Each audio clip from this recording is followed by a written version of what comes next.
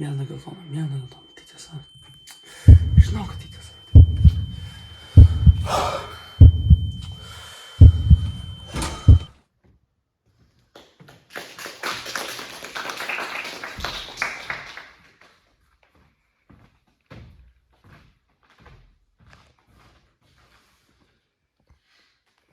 Sveiki, aš profesorius Komantas ir aš padariau stulbinantį atradimą, su kuriuo šiandieną pasidalinsiu. Visų pirma, mes turime pakalbėti apie ką jis.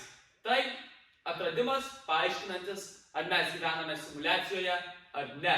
Taip pat mums bus svarbu apsibrėžti sąvokas, tikimybių teoriją ir kaip dauginasi tikimybės.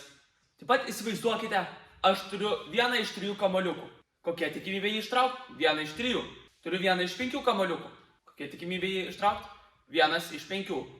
Įsivaizduokit, aš norėčiau ištraukti 1 iš 3 kamuoliuką ir 1 iš 5 kamuoliuką. Tai mes vadiname tikimybių dauginimu.